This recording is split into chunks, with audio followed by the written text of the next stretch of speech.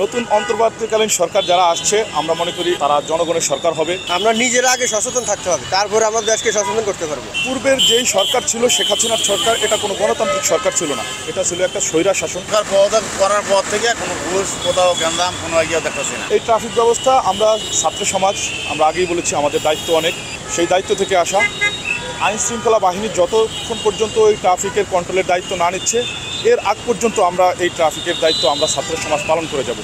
সাধারণ জনগণের যাত্রা যাতে সুগম হয়, নির্বিঘ্ন হয়, ঢাকা শহরের যানজট যাতে মুক্ত হয়, সেটার জন্য যা যা করণীয় প্রয়োজন আমরা তা করব। পূর্বের যেই সরকার ছিল শেখ হাসিনার সরকার, এটা কোনো গণতান্ত্রিক সরকার ছিল না, এটা ছিল একটা স্বৈরা শাসন। আপনারা সবাই জানেন, প্রায় বাংলার মানুষ 1.5 দশকের মতো যে জুলুম নির্যাতন সহ্য করেছে।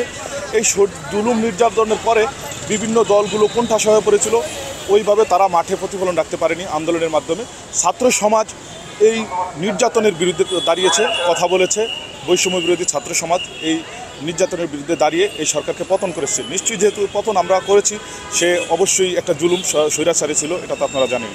নতুন অন্তর্বর্তীকালীন সরকার যারা আসছে আমরা মনে করি এটা তারা জনগণের সরকার হবে। তারা দেশে গণতন্ত্র ফিরিয়ে আনবে, যত দ্রুত সম্ভব তারা একটা গণতান্ত্রিক পরিবেশ সৃষ্টি করবে।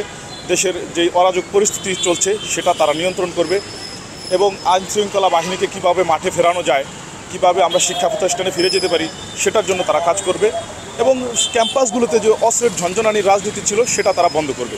আমি মনে করি যে আমাদের যেই অন্তর্বর্তীকালীন সরকার হয়েছে তারা নিশ্চয়ই পদক্ষেপ নেবে এবং তারা নিশ্চয়ই পদক্ষেপ নিচ্ছে। আপনারা দেখবেন বাংলাদেশ সেনাবাহিনী তাদের বিভিন্ন হটলাইন নাম্বার দিয়েছে, সেটা সামাজিক যোগাযোগ মাধ্যমগুলোতে ছড়িয়ে দিচ্ছে।